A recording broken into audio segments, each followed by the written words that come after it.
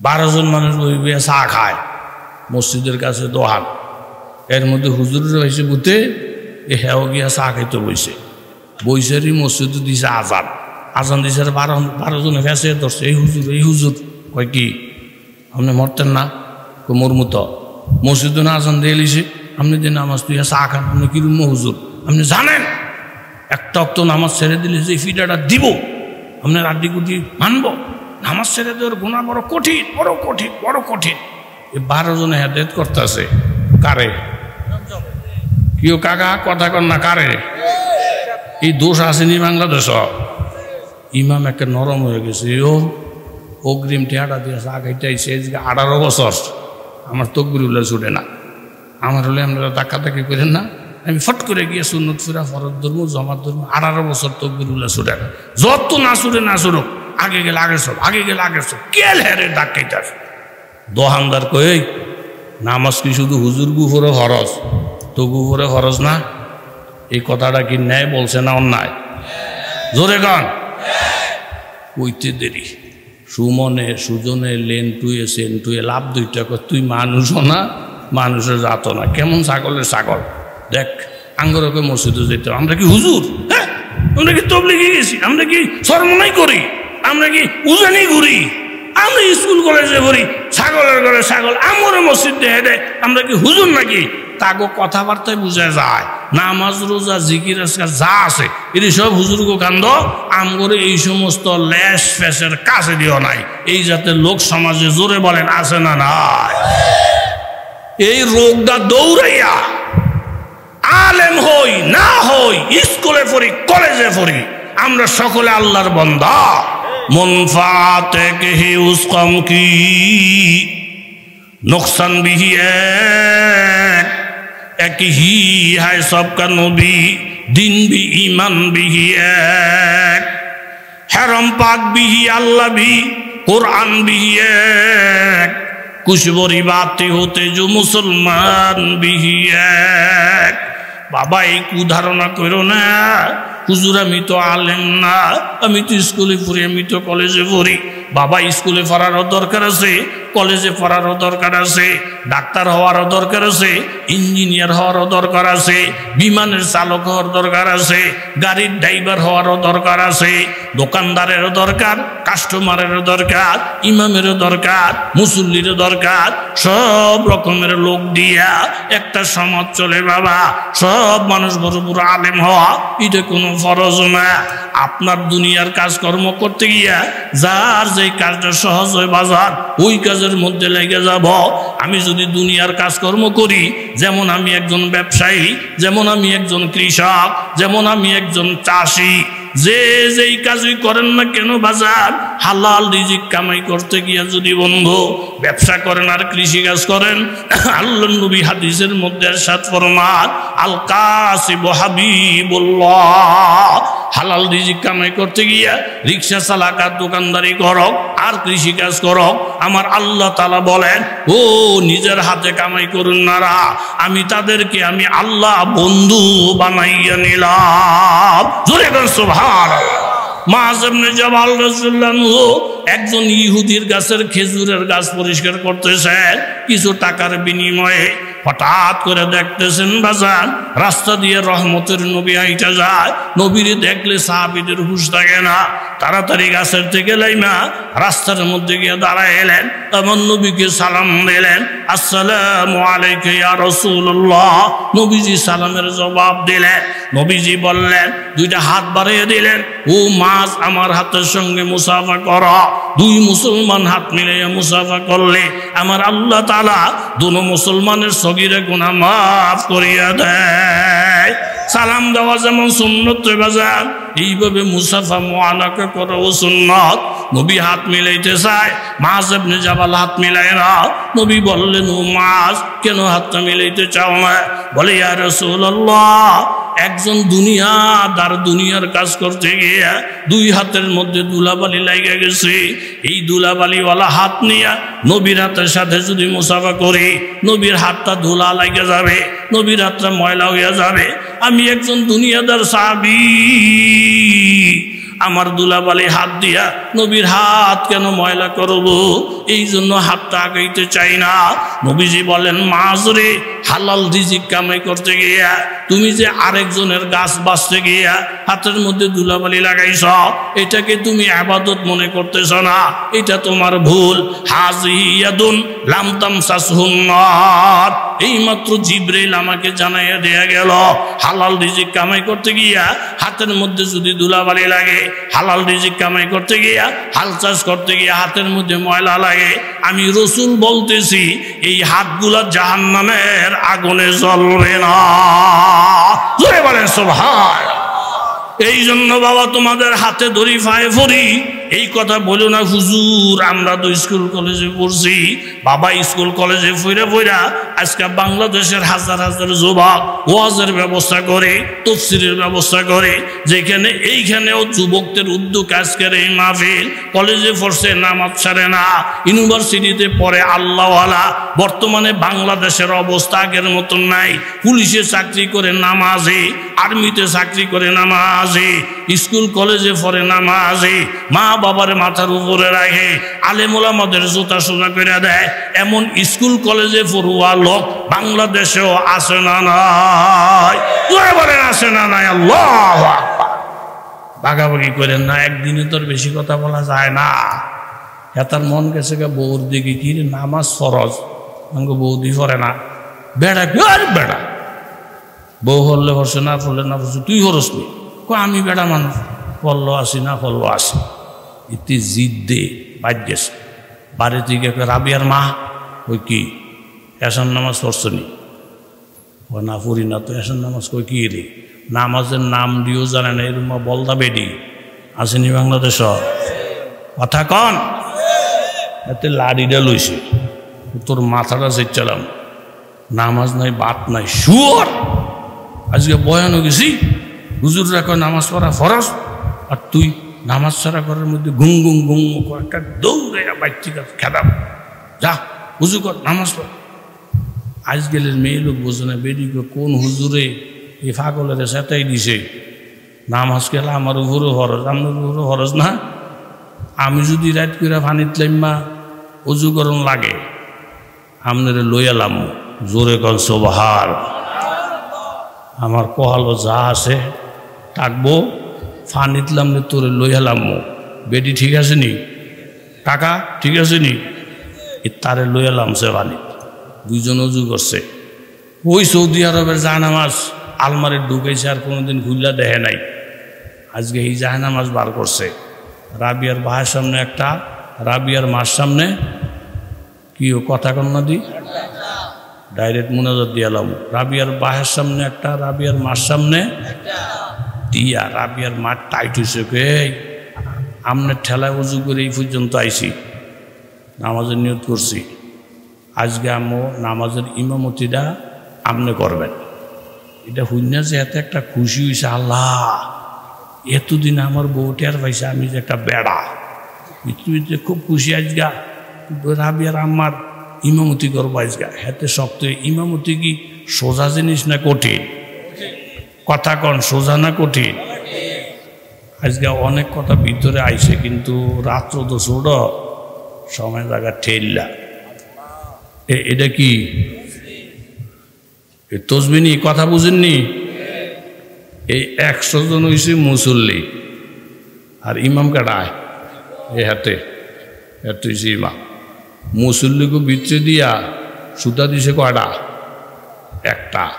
আর ইমামের ভিতরে সুতা ডুবাইছে কয়টা?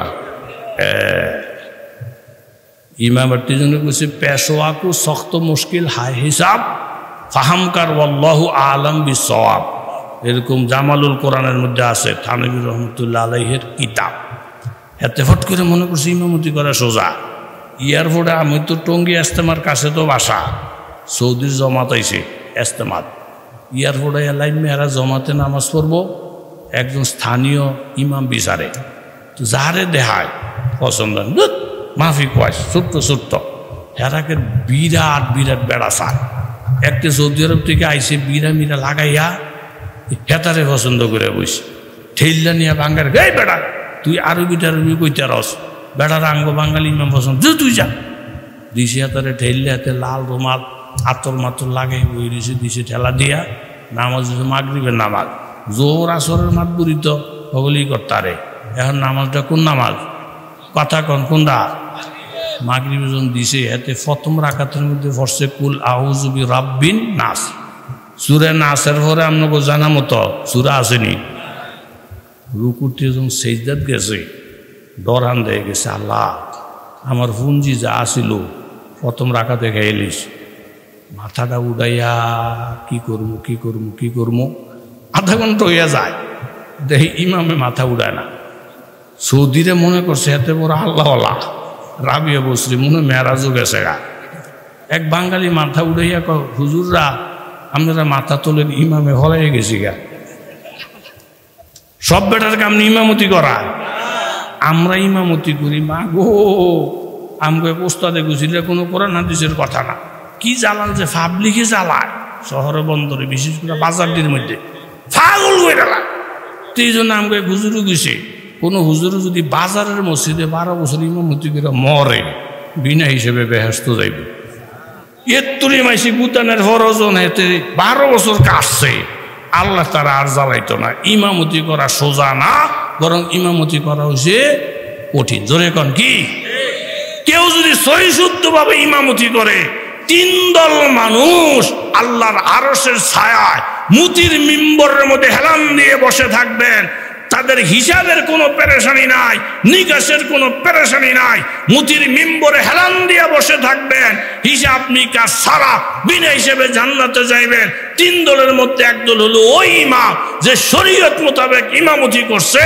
মানুষ তার উপরে সন্তুষ্ট ছিল সে বিনা হিসাবে মুতির মিম্বরে বৈশা বিনা হিসেবে জান্নাতে চলে যাবে ইমামের এত মর্যাদা জোরে বলেন সুবহানাল্লাহ আমনেজকে আমার ইমাম এটা কুচের এত শক্ত হয়ে খারিয়েছে রাবিয়ার মতো লাভ দিয়েন না ইমামতি জানে আমার 10 জন দাঁড়াইছেন সানা জানেননি সানা এত কি সানা কি রসগোল্লা ওই কি এর রসগোল্লা মাত্র শুরু হইছে নিয়ত বান্ধা ফাতেহা সূরাতুল ফাতেহা পারেননি কয় না এরপরে সূরাতুল কাফিরুন ইংরেজি বেদি আরবি কইতাছে এতে গেলে হীরা মাথাটা চাই রয়েছে রুকুত গিয়ে কি করবেন সেজদাত গিয়ে কি করবেন মাথাটা তলে দিয়ে কি করবেন বেরিজন ফেসে এলেছে তুইটা রাবিয়ার মা তোর হাওড়ির ধরছি এই পাগল লারা দিয়া কি বিপদ আমি করছি আগে যেমনি আসছিলাম এমনি বালা যা তুই হইয়া থাক আমি হইয়া থাক এই ব্যাপারে আমগো ঘরে কোনো আলাপ চালাইতে দরকার নাই আমরাও গেছে ছালাটাও গেছে কথা জোরে বলেন ঠিক কি না এই জন্য আগে নিজের হেদায়েতের চিন্তা করবে না নিজের আগে ইসলাহ কর এরপর আরেকজনের ফিকির কর এখানে আল্লাহ তাআলা রহমত দিবে বরকত দিবে শান্তি দিবে কথা বলেন ঠিক কি না ওয়ামা কানা লিলমুমিনিন ওয়ালা মুমিনাতিন কথা লম্বার দিকে গেলাম না বাজার আল্লাহর রাসূল যখন কোনো কথা বলবি এখানে আমার ইচ্ছাই কথা বলা যাবে না সাথে সাথে মাইনা নেওয়া খাঁটি মুমিনের কাজ জোরে বলেন ঠিক কিনা বুরাইদা আসলামী একজন সাহাবী জোরে বলেন উনি কি আটটু জোরে বলেন কি সাহাবী একেবারে কালাকুসরি আবার মুহাজির মদিনাবাসী উনি হিজরত করে মদিনায় আসছে বিবাহর উপযুক্ত গরিব তো জেনে প্রস্তাব দিল না না না না নো নো ফিরে দেয় উনি নবীর দরবার আসছে মনটা খুব খারাপ নবী জিজ্ঞাসা করে বুড়াইদা মন খারাপ কার হুজুর বিয়ার উপযুক্ত বয়স জেনে প্রস্তাব দিই না জেনে প্রস্তাব দিই না এখন নবীর দরবার আসছি যদি বিবাহকরণ লাগে নবী আমার গার্জিয়ান আর যদি বলে না তুই গরিব মানুষ বিয়ার দরকার নাই তাহলে করতাম না আমার সর্বা আমার অভিভাবক আমার হুকুমদাতা নিষেধকর্তা এই মুহূর্তে আল্লাহর নবী নবী যা বলবেন সেটা আমি মানব জোরে কর সুবহানাল্লাহ আল্লাহ জয় মুমিন কি নয় শান্নইয়াত হাল্লা জয় মুমিন কি নয় শান্নইয়াত গুফতার মে রফতার মে আল্লাহ কি বুরহান কাহারি ও গাফারি ও কুদ্দুসি ও জবরুত ये 4 अनासर हो तो बनता है मुसलमान আমার নবী রহমতের নবী নবী বুরাইদাকে ডাক দিয়ে বলেন, ও বুরাইদা, তুমি নবীর গার্জিয়ান বানাইছ, নবীর অভিভাবক বানাইছ, আমি নবী যেইভাবে প্রস্তাব দিব তোমার বুঝে আসক চাই না আসক ওইভাবে তুমি মানতে পারবা তো? বলে হা। জেহেন মে জো गर गया अल्लाह इंतहा क्यों कर हुआ, जो समझ में आ गया फिर वो खुदा क्यों कर हुआ। নবী প্রস্তাব দিলেন, যাও, তোমার মন মতন হবে না, আমি নবীর মন মতন হবে। তুমি এমন একটা পাত্রী তালাশ করো যেই মেয়েটা লাখের মধ্যে 1 নম্বর সুন্দরী, 2 নম্বর 1 নম্বরের দিনদার, 3 নম্বর 1 নম্বরের জমিদার। তাইলে টাকা পয়সাও আছে, জমিদার বংশের লোক, আবার 1 নম্বরের দিনদার, আবার দেখাশোনার রূপে রঙে লাখের মধ্যে বাঁচা একজন। এই 3টা 1 নম্বরের গুণ যেই মেয়েটার মধ্যে পাইবা, মেয়ের বাবারে সালাম জানাইয়া বলবা ওনার সুন্দরী মেয়েটা যেন তোমার কাছে বিবাহ দিয়া আল্লাহ নবীর হুকুমকে জমিনে বলবৎ করে। জোরে বলেন সুবহানাল্লাহ। আমরা হইলে তো নবীর সঙ্গে তর্ক করতাম, নবীও এই হুকুমটা এই জমিনে বাস্তবায়ন হবে না। আমি গরিব, আপনি বলতেছেন এরকম জমিদার, আমি সাধারণ, আপনি বলতেছেন সুন্দরী। দিনদারের ব্যাপারটা হইল আলাদা। সাহাবী অন্য কোনো প্রতিবাদ করলেন না, জিজ্ঞাসা করলেন লাখের মধ্যে সুন্দরী মায়া কার? বলে অমুক জায়গার মধ্যে আছে। আবার উনি জমিদার, মেয়েটা বড় দিনদার। ঠিক জমিদারের বাড়িতে গেলেন, জমিদার সাহেবকে সালাম জানিয়ে বললেন, আপনার মেয়ে নাকি বড় সুন্দরী, আপনি জমিদার, মেয়ে দিনদার, আল্লাহ নবী আমাকে পাঠাইছে আপনার সুন্দরী মেয়েটা বিবাহ দিয়া আমার মতো সাধারণ ব্যক্তিকে এই জমিদার বাড়ির জামাতা বানায় নেওয়ার জন্য। জোরে বলেন সুবহানাল্লাহ। মেয়ের ভাই একটা নজর দিছে, দিয়ে কয়, আপনি মহাজন না? হ্যাঁ। আমরা জন্য মদিনে কোনো বাড়ি ঘর না খুঁজে না, নাই। দেখতেও তো আমরা এত সুন্দর না, এত বড় কলিজানের। আমার মেয়ের বিবাহের প্রস্তাব দেওয়ার জন্য জমিদারের ছেলেরা পর্যন্ত দ্বিধা বোধ করে। আর আমরা একটা নিরীহ মানুষ, সাধারণ মানুষ, নবীর দোহাই দিয়ে আমার ভাই মেয়ের বিয়ে করে জামাই হইতেন। মা গো, কত বড় স্বপ্ন গো, কত বড় স্বপ্ন। যান যান, দমক দিছে সাহাবীরে। বুড়াইতে গেছিল হাসি মুখে, এখন কান্দু মুখে, বেজার মুখে ঘর থেকে বাহির চলছে, চোখের পানিগুলো মুছে। মেয়েটা ডাক দিয়ে বলেন, বাবা, একজন নবীর সাহাবী হাসি মুখে ঘরে ঢুকল, কানতে কানতে ঘর থেকে বাহির হইল। এই লোকটাকে বা কাহারা কি জন্য আসলো, আবার কি জন্যই বা চলে যায়। বাবা বললেন, মাগো, কথাটা শুনলে তোমার কলিজা ফাইটে যাবে গো মা। বুরাইদা ইসলামী নামে একজন গরিব সাহাবী, কত বড় ক্ষমতা, বাড়িতে এসে বলতেছে তোমারে বিবাহ করার জন্য, এইবারে জামাতা হওয়ার জন্য, এই জন্য একটা ধমক দিছে, চলে যাইতেছে। মেয়েটা ডাক দিয়ে বলেন, বাবা, এই সাহাবী যে এই বাড়িতে বিবাহ করতে চায়, এটা কি ওনার মত না নবীর মত? জিজ্ঞাসা করছেন কিনা? বলে, মাগো, খবরাখবর লইয়া দেখছি, এটা বলে বুরাইদার সিদ্ধান্ত না, স্বয়ং প্রস্তাব তিনি দিছেন। আল্লাহ নবী মুহাম্মদুর রাসূলুল্লাহ প্রস্তাব দিয়া বলে এই ছেলেটারে আমার বাড়িতে পাঠাইছেন। জোরে বলেন সুবহানাল্লাহ। সাথে সাথে মেয়েটা কাইন্দা দিছে, আব্বা, আল্লাহ নবী যদি পছন্দ করে পাঠাইয়া থাকে, বাবা, আপনি কি সূরাতুল আহজাবের 36 নম্বর আয়াতটা ভুলে গেছেন নাকি? বাবা, আমার আল্লাহ তাআলা তো কোরআনের মধ্যে বলছেন, ওয়ামা কানা লিমুমিনিন ওয়ালা মুমিনাতিন ইযা কাদাল্লাহু ওয়া রাসূলুহু আমরা আইয়াকুনা লাহুমুল খিয়ারাতু মিন আমরিহিম ওয়া মান ইয়াসিল্লাহা ওয়া রাসূলা ফাকাদ দাল্লা দালালাম মুবিনা।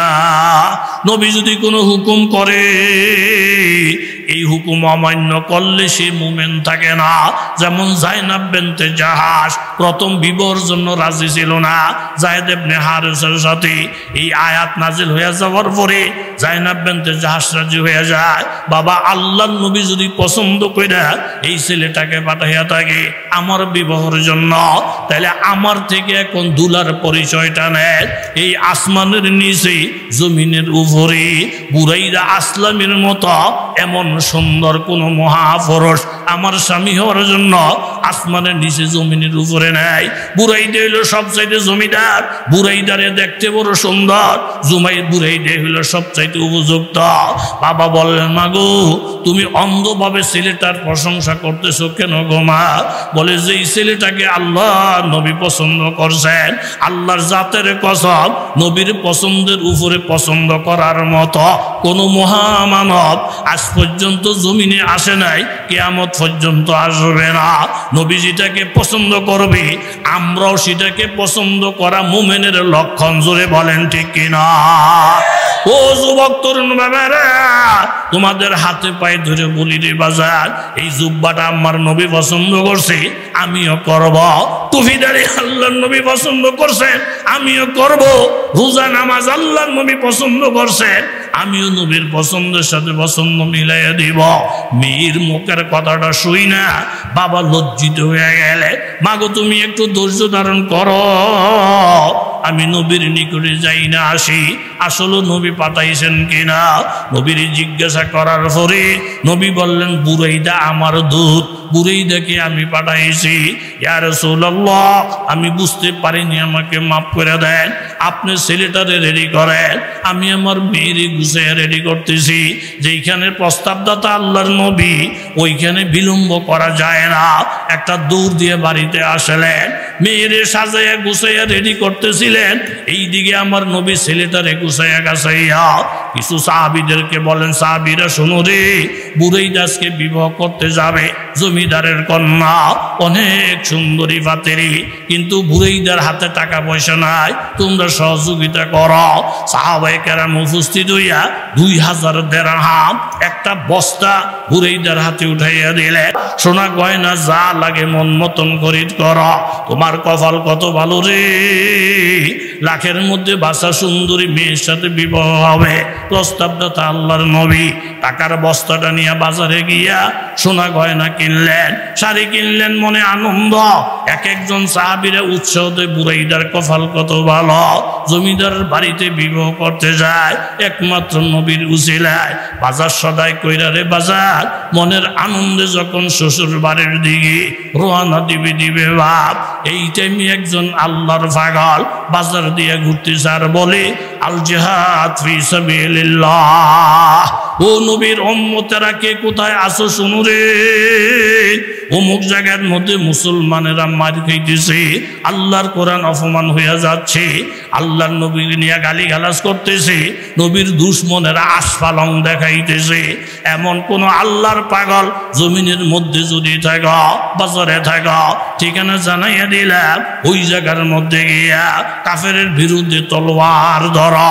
এই আওয়াজটা যখন কানে আসছে রে বাবা, বুরাইদা তখন চিন্তায় ঘুরে গেলেন, নবীর পাগলেরা মুসলমানেরা কাফেরদের হাতে মার খাবে, আল্লাহর কোরআন জমিনে অপমান হইয়া যাবে, আর আমি সুন্দরী বিবি নিয়ে আনন্দ ফুর্তি করব, আল্লাহর কাছে তো জবাব দেওয়া যাবে না। এই কথাটা চিন্তা কইরা সদাইগুলা নিয়ে দোকানদারের কাছে গেলেন, বাবা সদাইটা তুমি রেখে দাও, টাকাটা আমাকে ফেরত দিয়ে দাও। টাকাটা ফেরত লইয়া বিবর সদাইগুলা রাইখে দিয়া একটা ঘোড়া কিনলেন, আরেকটা তলোয়ার কিনলেন, তলোয়ারটা হাতের মধ্যে লইয়া ঘোড়ার পিঠের মধ্যে বইসা নবীর সাহাবী বুরাইদা শ্বশুর বাড়ির পরিবর্তে যুদ্ধের ময়দানে রওনা দিয়েছে। জোরে গান সুবহানাল্লাহ।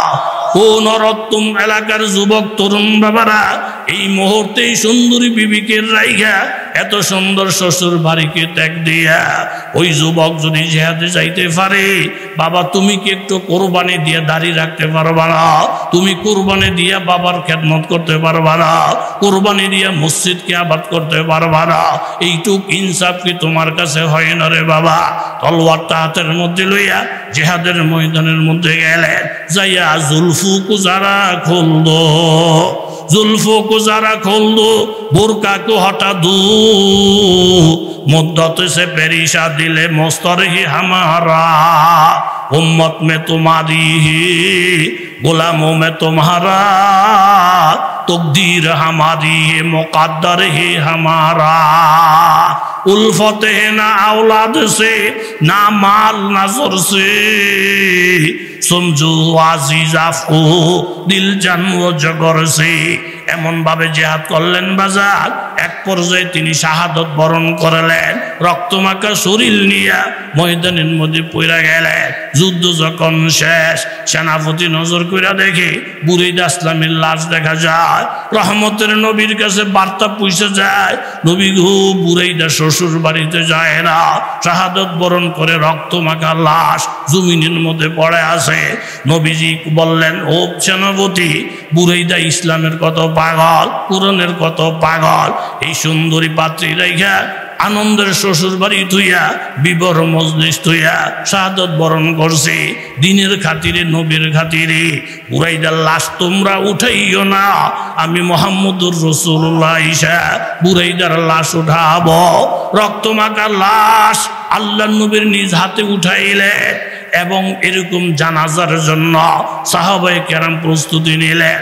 শহীদদের কোনো গোসল নাই, রক্তমাখা শরীর নিয়েই তারা আল্লাহর দরবারে উঠবে। এইভাবে বুরাইদার যখন জানাজা শুরু হয়ে যায়, সাহাবীরা সারিবদ্ধভাবে দাঁড়াইছেন, আল্লাহর নবী জানাজার নামাজ পড়াবে।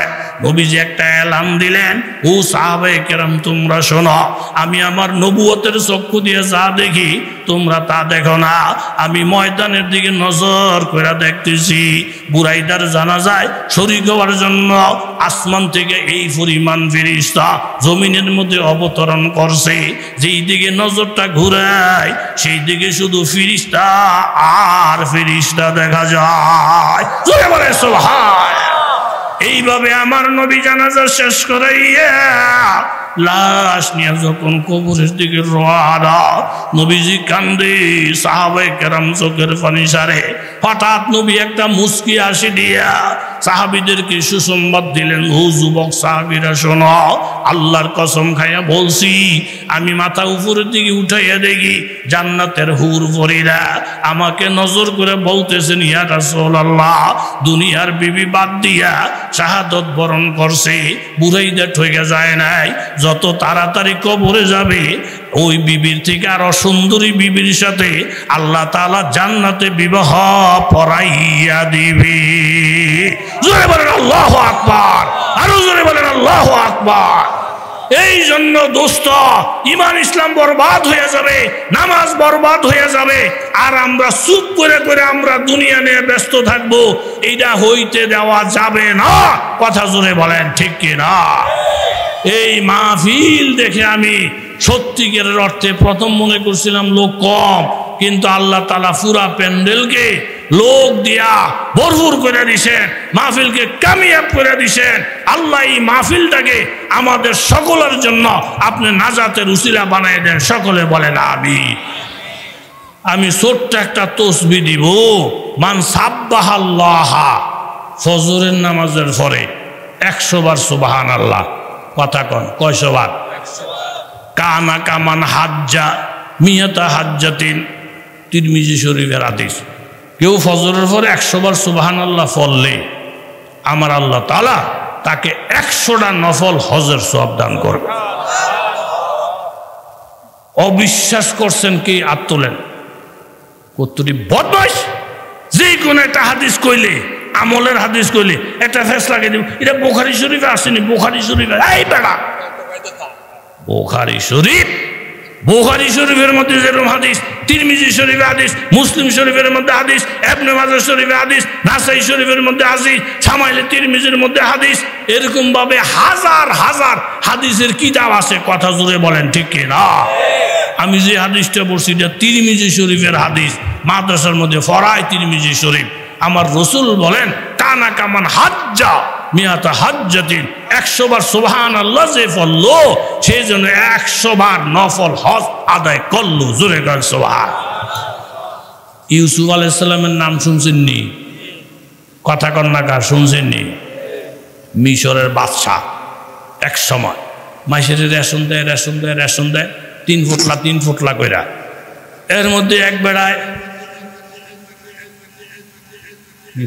এর মধ্যে করে কাজ।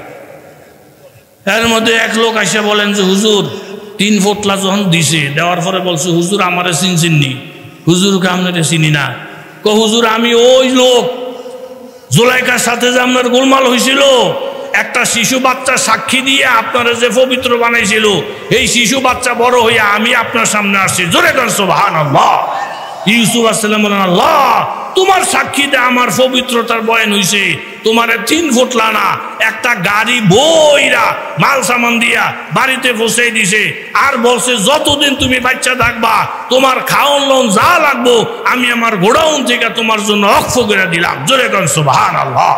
সাথে সাথে আল্লাহ ওহী নাজিল করছে, হে ইউসুফ তোমার পবিত্রতার সাক্ষী দেওয়ার কারণে গোডাউন কইলা হেরে জীবনের জিম্মাদারি তুমি নিয়ে নিছ। আমার পবিত্রতার সাক্ষীও যদি কেউ দেয়, ওই বেড়ার সারা জীবনের গুনাহ মাফ কইরা আমিও তার জীবনের জান্নাতে নেওয়ার দায়িত্ব গ্রহণ করে নিলাম। সাব্বিহ ইসমা রাব্বিকাল আলা আল্লাযী খালাকা ফাসাওয়া ওয়াল্লাযী কদ্দারা ফাহাদা। 100 বার সুবহানাল্লাহ পড়েন, 100 হজের সওয়াব নিয়ে বাড়িতে যান। জোরে করে সুবহান। 100 বার আলহামদুলিল্লাহ। কানা কামান হামালা মিয়াতা ফরাসিন ফি সাবিলিল্লাহ। 100 বার যে আলহামদুলিল্লাহ পড়বে, 100 ঘোড়া আল্লাহর রাস্তায় দান করার সমান সওয়াব আমল নামায় আসবে। 3 নম্বর ওয়ামান হাল্লাল্লাহ। 3 নম্বর 100 বার পড়বেন লা ইলাহা ইল্লাল্লাহ। কানা কামান আতাকা মিয়াতা রাকাবাতিন মিন হুলদি ইসমাইল। 100 বার লা ইলাহা পড়লে ইসমাইল সালামের খানদান থেকে 100 গোলাম আজাদ করার সমান সওয়াব লই বাজ যাইবে। জোরে কর সুবহান। আর একটু কষ্ট করে পড়বেন আল্লাহু আকবার। লাম ইয়াতি ফি যালিকাল ইয়াউম আহাদুন বিআকসারা মিম্মা তাবিহি ইল্লা মান ক্বালা মিসলা মা ক্বালা আও যাদা আলা মা ক্বাল। 100 বার আল্লাহু আকবার বললে নবী বলেন হ্যাঁ লগে তুলনা করার কেউই নাই। হ্যাঁ যে এর মতো করছে বা বেশি করছে। কয়টা তসবিহ কইলাম কাকা? কয়টা? বাগিনা কয়টা?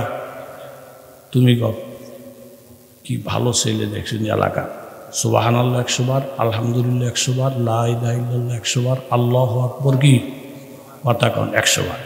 এর আটটুকু দূর কষ্ট করে আপনার লোকে দেখা নাও হইতে পারে। মান কারা আয়াতুল কুরসি দুহুরা করলে সালাতে লাম ইয়ামনাহু মিন দুখুলিল জান্নাহ ইল্লা ইয়ামুত। প্রত্যেক নামাজের পরে আয়াতুল কুরসি পড়ে, হুজুররা পড়ে, হাফেজরা পড়ে, ছাত্ররা পড়ে, আপনাকে খতিব সাহেব পড়ে, ইমাম সাহেব পড়ে, মুয়াজ্জিন সাহেব পড়ে, আমার জানার মতে বহু কাকারা পড়ে। প্রত্যেক নামাজের পরে একবার আয়াতুল কুরসি। এটা একটা পুঞ্জি। নবীজি বলেন আয়াতুল কুরসি পড়ছে প্রত্যেক নামাজে। কহা এই বেড়া জান্নাতে যাওয়ার জন্য মরণ ছাড়া মরব যাইব। জোরে গান সভা। আপনাকে সন্দেহ থাকলে থাকতে পারে, আমার ইনশাল্লাহ নাই। আমার জানা মতন ছাত্র জমানার থেকে যখন আয়াতুল কুরসির কথা শুনছি পড়ি, এখন আমি আল্লাহর উপরে ভরসা রে আল্লাহ সারা জীবন নামাজটা পড়ি আয়াতুল কুরসি পড়ছি, এটা ভুল হয় না, ছুটে না। ইনশাল্লাহ রহমতের উপর আশা মরমু একটার সাথে সাথে কইছে মুগা। এরকম আপনারা বিশ্বাস করতে পারবেন নি? কে বিশ্বাস করছেন আর তোলেন কাকা মা ওইসিনি।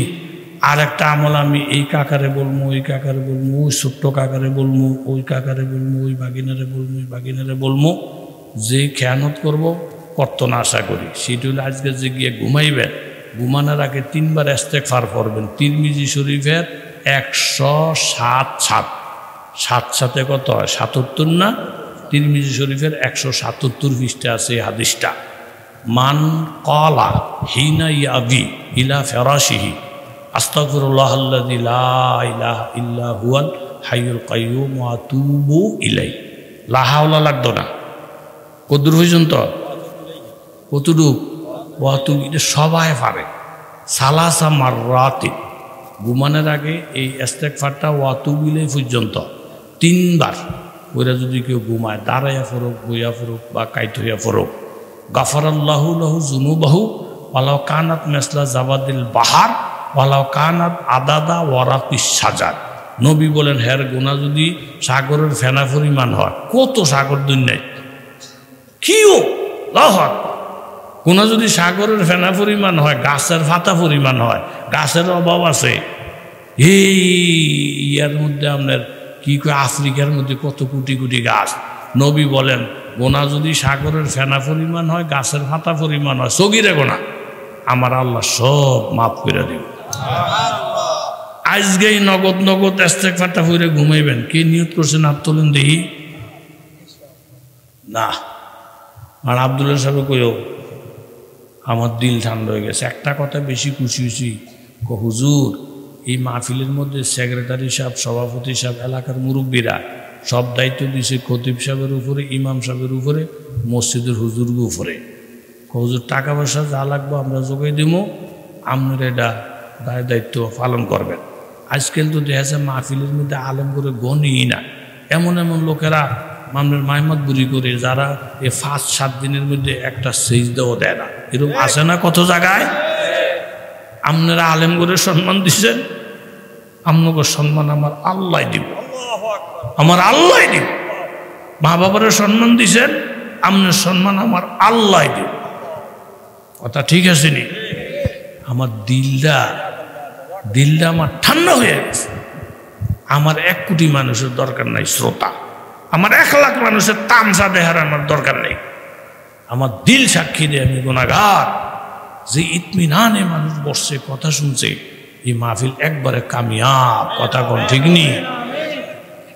ফজরের পরে মাগরিবের পরে 60 তাসবিহ লগে 2টা মিলাইবেন, আস্তাগফিরুল্লাহ ওয়া আতুবু ইলাইহি 100, সাল্লাল্লাহু আলা নবিয়িল উম্মি 100। 4-এর লগে 2 মিলাইলে 6 হয় না?